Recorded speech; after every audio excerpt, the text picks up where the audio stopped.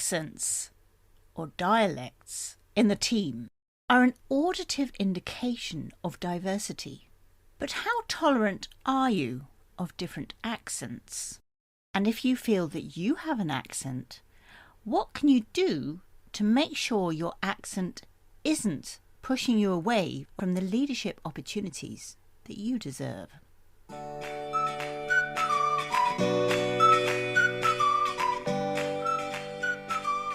If you watch the news on the international stations like BBC, CNN or Sky, you'll see that they take advantage of their ability to access the very best experts across the globe with a range of different accents. And yes, some experts, gurus or specialists, are more difficult to understand than others. But are they denied the opportunity to share their knowledge? No, because if that individual has a deep knowledge and understanding, then they are able to provide an experienced and reliable perspective on the situation. So we cannot let our accents hold us back. I've learnt 5 different languages, and I'm not a natural at languages, so I do have an accent when I speak German. Accents are a sign of your culture. They're something to be proud of. They're a part of a heritage. They're a part of you. I remember when the whole saga came up with the Brexit, and the topic on many Brits' lips was, will I have to give up my British passport? Now, for me personally, I have no intention of going back to live in the UK, so I wasn't really bothered about that too much, and I feel like more of a European than a Brit, and I feel like more of a European than a German, but giving up my passport for me personally wouldn't have been a big deal. For many of my friends and colleagues, it would have been a big deal, and it held them back from actually doing anything about it. Now, as it turns out, we could keep our British passports and apply for German citizenship, so in the end it didn't turn out to be a real issue. But right at the beginning we didn't realise that. So, like our passports, accents are a part of who you are. And I think it's only really a problem if you're feeling insecure about the language that you're speaking. So I remember when I moved to Germany, I would get ever so upset if somebody would say, oh, you come from England, don't you? And I just think, oh, really? Is my German that terrible today? But sure, my German was worse then than it is now. But is it something that should make you feel anything less than what you are? Or is it maybe just a little bit of intrigue by the other person? Somebody who's a real fan of Britain and wants to find out more about you? I have experienced, certainly with the clients that I work with, the more confident they become in finding the right words and the grammar and being able to express themselves like the professional that they are in their own language, then they become less paranoid about the whole accent thing. But let's take a look at it in a bit more detail, shall we? If you do have a strong accent, in one person's opinion, then it might actually come down to the fact that their own English isn't that great. So with an accent, they're having to work even harder to really understand and follow the conversation.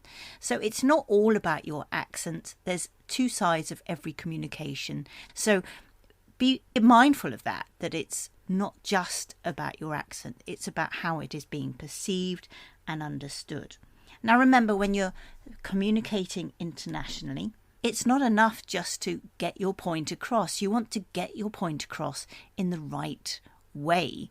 If people are constantly having to work out what is she trying to say or what is he trying to say, it distracts from the message. So you might find that people are asking you afterwards, oh, could you just repeat what you said about X? Because they might have missed that bit when they were trying to work out what you said in the previous sentence.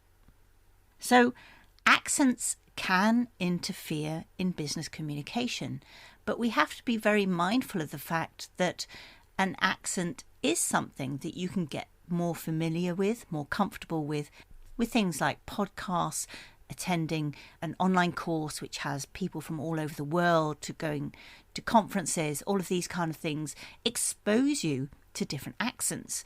And as I mentioned at the beginning of the show, these news programs where they have lots of great interviews with people from all over the world are a really great way to expose yourself to accents that you might not otherwise have an opportunity to experience. And watching international news gives you perspective. So just some little changes like that can make a big difference to your ability to kind of get your head around an accent. And remember, I'm from the UK, but even I find it very difficult to understand a Scottish accent. That doesn't mean I have to not talk to that person ever again. It just means that when I'm speaking to that person, I have to concentrate that little bit more. And I have to, my brain has to go on overdrive to kind of work it out. We're constantly like trying to decipher the message as if it's a bit of a code, really. And it's the same for people from Germany. Somebody from Berlin might find it really difficult to understand my mother-in-law because she comes from Bavaria, very, very south of Germany, where the accent is completely different to what you would hear in Berlin. But ultimately, it's all about making an effort. Say, for example, you met a little boy and he came up to you and he was still learning how to speak. He was only maybe a year and a half or 2 years old. And at that age, you're trying to work out, what is he trying to say? I really want to understand him, but I have no idea. And his mum will come up. She will know instantly what he's trying to say. She doesn't have any lessons on understanding his accent, but she wants to understand him. She's maybe more familiar, hears it more. So she can help you decipher.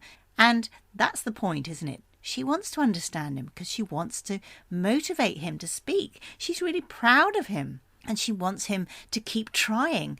And it's a beautiful experience to help somebody to learn to speak.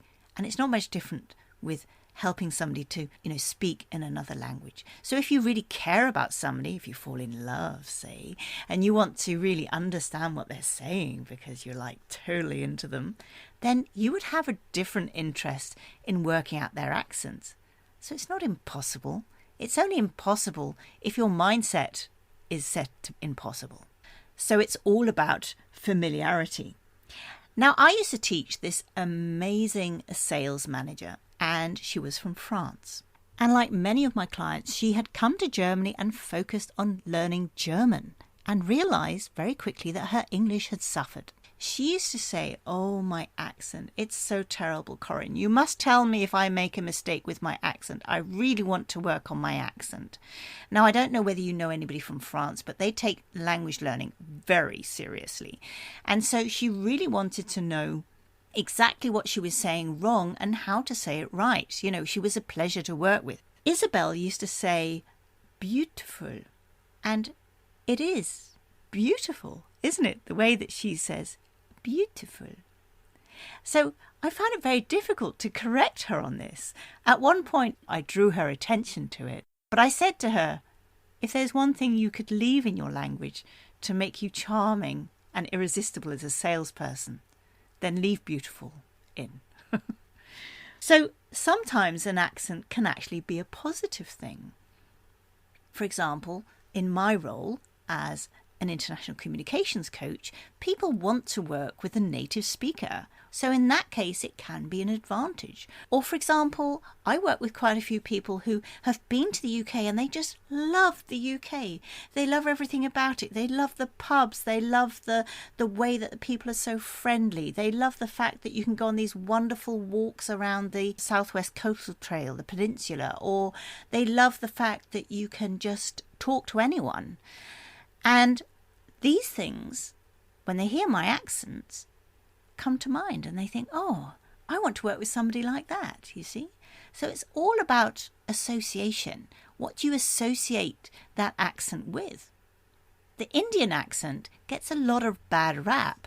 And the reason behind that is we've all been on the tail end of one of those, maybe more than one, probably more than one, dreadful sales call. These call centres are full of Indian staff.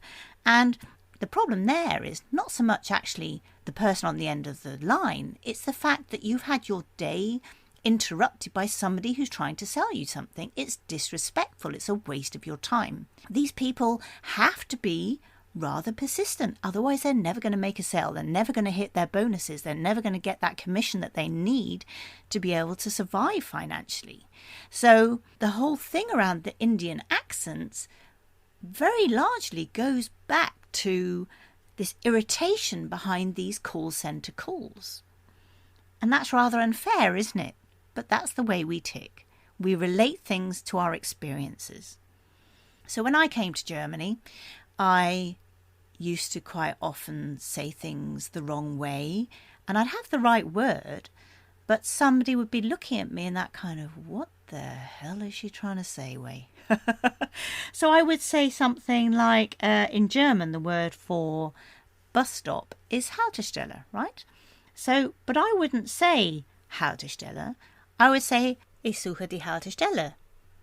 And because the emphasis was in the wrong place, people were thrown out. Only for a few seconds. They'd work it out if they were keen enough to help me, if I in that moment was being charming enough to pull them in.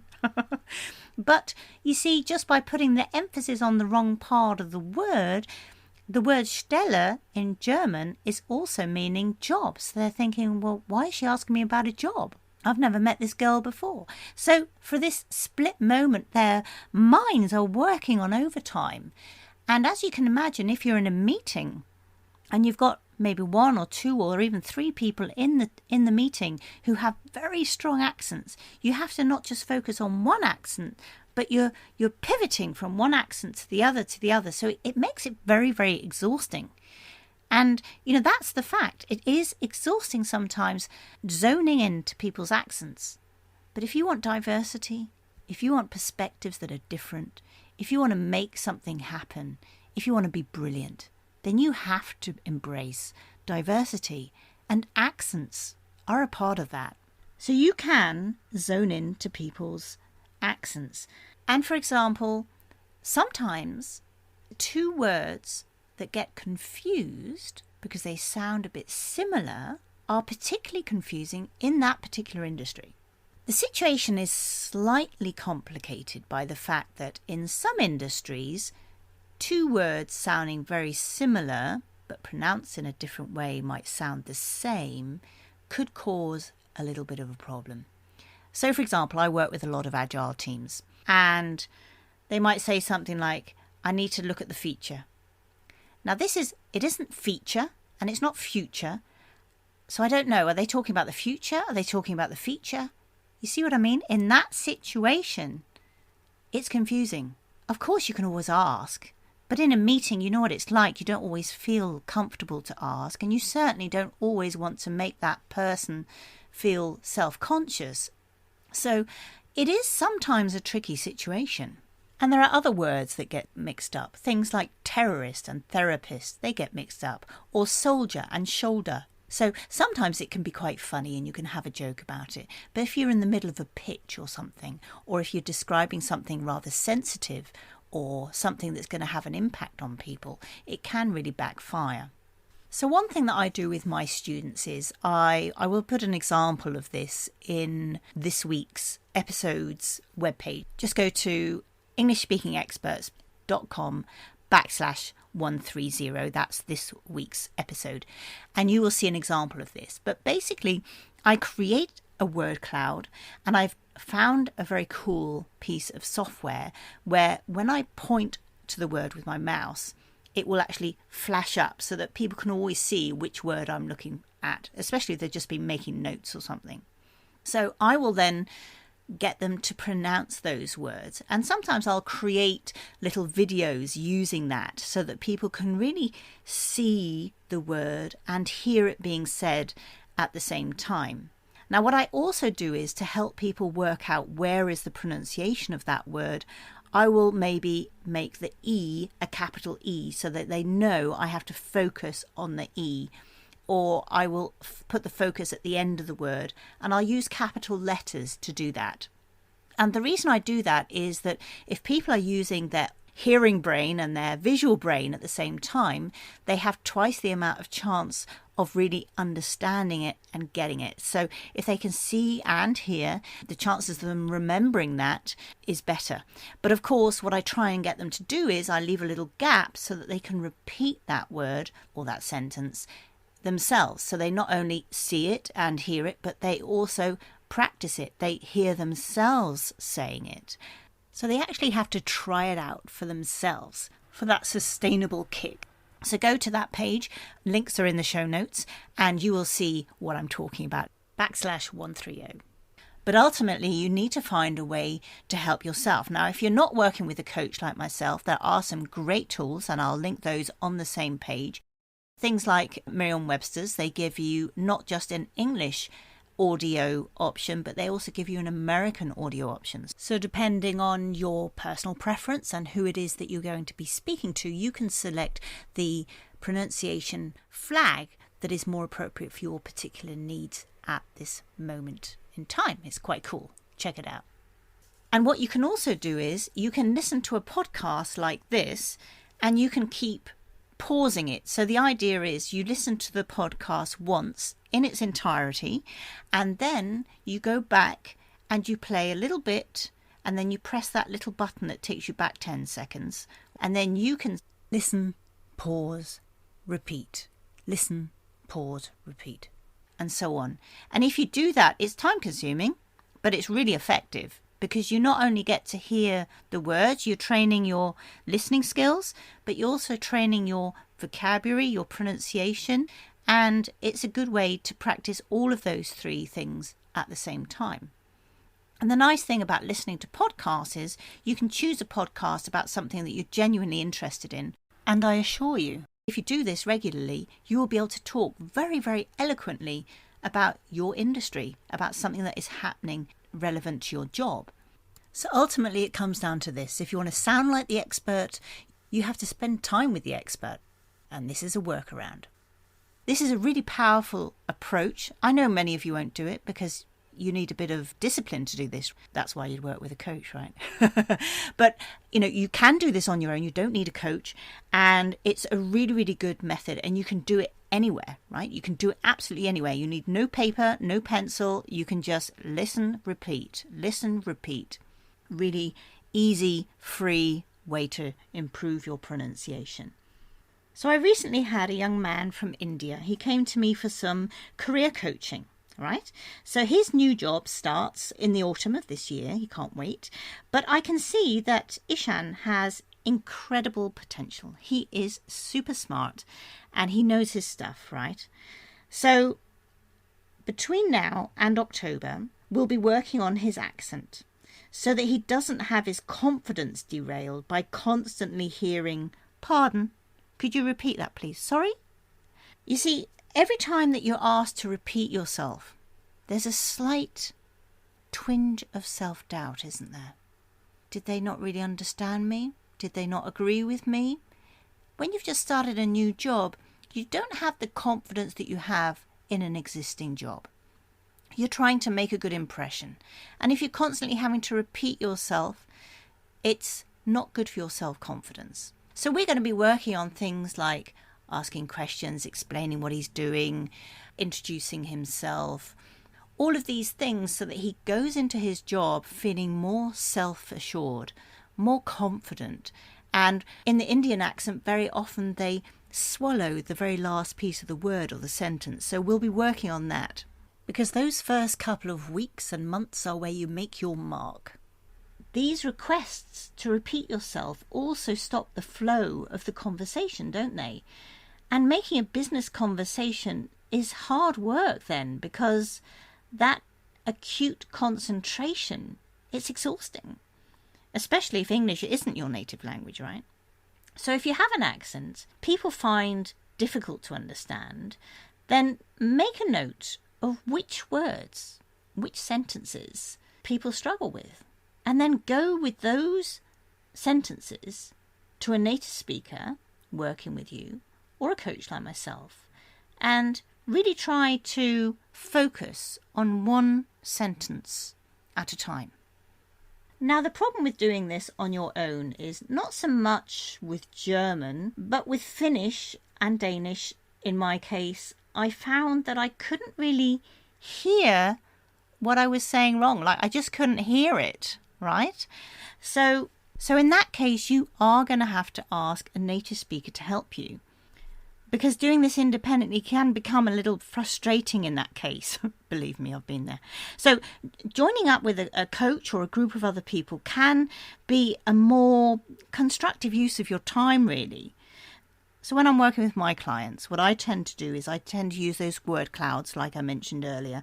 But I also try to, put a bit of fun into it. So I'm quite a fan of creating unique little tongue twisters for my VIPs, for example. And poems that rhyme at the end, that helps you make the cognitive connect that you need to remember the right sound for that word. Now you have to remember that in the English language, words are not always written the way that they are spoken, which makes German, for instance, in that case at least, a lot easier. But in English, we have lots of silent letters, very confusing. So using things like poems that rhyme at the end are very helpful. And to get to that aha moment, what I've discovered is that if I hear the words together, it makes a lot more sense. So I'll give you an example. So in Bavaria, they wear these Trachten. Yeah, these ladies, they look amazing. I've got a Trachten. They say in Bavaria, sie sieht aber schon schön aus. Schon schön. Right together. Did you hear that? If I said to you those two words, like a few words apart from each other, you wouldn't hear it as well as when they're right next to each other. So if you're struggling to hear the difference between two words, then that's a really good way of doing it. And if you can create a little sentence like, oh, sie ist schon schön, it helps you to remember, because that will just like pop into your head when you need it. Our brains are very clever like that.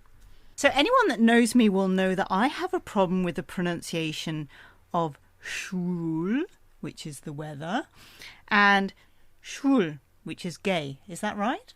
You got the exact wrong way around. Oh, flipping it.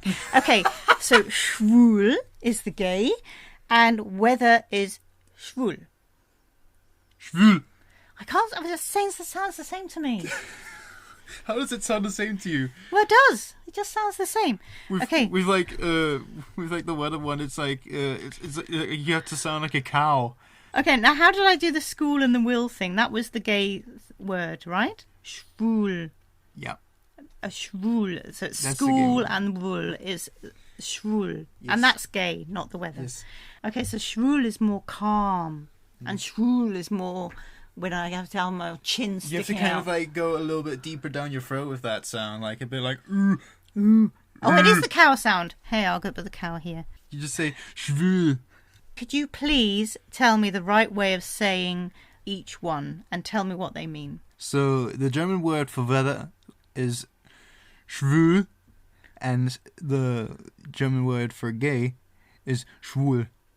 Thank you. I'll work on it. I've got another 20 years. Thanks, Finn. Yeah, until the teeth start falling out. So it's not so easy getting these words right, but it does make sense to pay attention to them. If I had to say those words more often, I might actually invest the energy in doing it. So that was my son, and he's been raised bilingually. Now, normally he's behind the scenes helping me with the technology behind this podcast. But as you can see, these bilingual kids, they grow up with a bicultural outlook as well. And this is referred to as dual cultural identity. And I'll talk about that in another episode. So as you can imagine, there's a fair amount of linguistic banter in our family, as is the case for many expatriate families like ourselves. For example, yesterday evening on the TV there was this ad, quite a clever ad actually, for My underwear. I was saying, oh, that's a cool advert for May underwear. And my husband was saying, that's not May underwear, it's My. And I said, well, why is it My? It's spelled M-E-Y. And I was saying, no, it says My. And he was saying, no, it's May. And I was saying, well, how do I know it's May? Anyway, I decided to be a bit silly, and I said, oh, ich trage Mai in Mai, aber danach nicht mehr. Oh my. which for the non-native speakers basically means I will wear this brand, my, in May, but afterwards I won't wear it anymore. So sometimes you have to create a silly Eselsbrücke or a trigger to help you remember these things. The sillier you are, the more likely you are to remember it, to be honest. For the non-German speakers, or those of you that like the German insights, then oh my is a bit like the English oh dear, oh dear. And it's an exclamation of an often humorous dilemma or a troubling kind of reaction. And next week I will be talking about how you can help your children to have more exposure to different cultures and accents. I was going to put it into this episode, but it would just have been way too long. So come back for that next week. And your call to action this week is to think very carefully about your own accent when you're speaking in English and the accent of others. The task for yourself is to make a note of when you get those wrinkly foreheads. You know, when people are looking at you trying to decipher what you're saying, try and make a note of what it was you were saying at that moment. And you can always ask a colleague to write down any of those words or phrases that they find difficult to understand for you.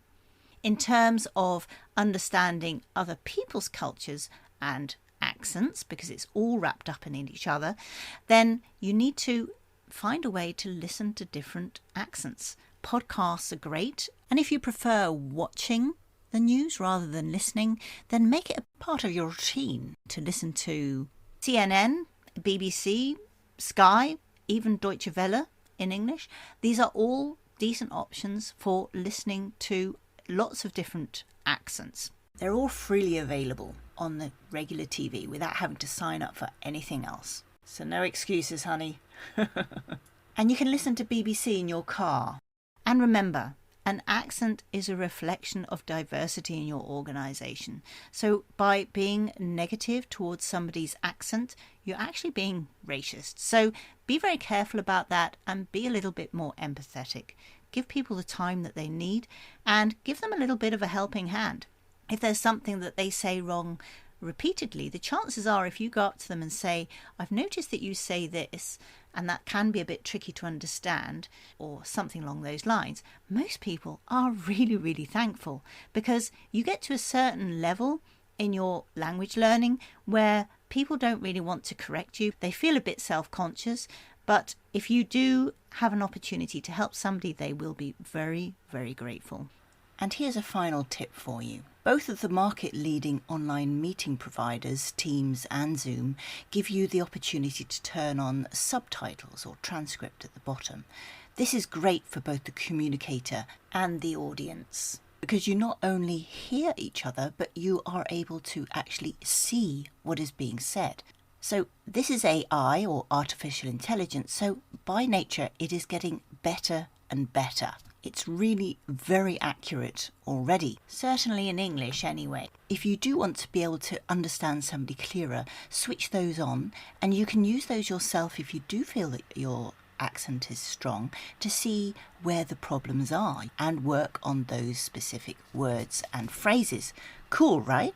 Because we all know, don't we, from when we've recorded ourselves speaking, that it sounds different, doesn't it, in our head to what it sounds on the recording. And there's a good reason for that, and I'll explain why in the show notes. But basically, that's why I keep harping on about speaking out loud. So that's the end of this week's podcast episode of Experts Speak English. And it was more linguistic than it is usually, but I hope that this was an interesting show for you. And if you do want to work on your accent, then I'm pretty good at that. So why don't you book in for your virtual tea break, and we'll find out the best way for you to work on your pronunciation and your accent. That will make you easier to understand, and you'll start having a better impression on people, having a stronger impact on people. Because if you've got the experience and the knowledge to really make an impact in your organisation, then having an accent that's holding you back, I just hate to see that. So let's work on it together. I have some really comprehensive show notes this week, so English Speaking Experts /130. And soon I'll be taking a 3-week break, and during that time, people that have signed up for my newsletter have a juicy 3-week mini course coming to their inbox. Feel free to sign up via my website, and there is a link in the show notes so you won't miss out. Until then, take care, have a great week, and be the very best communicator that you can be. It's Corinne Wilhelm from Experts Speak English, brought to you by English-speaking experts. Goodbye.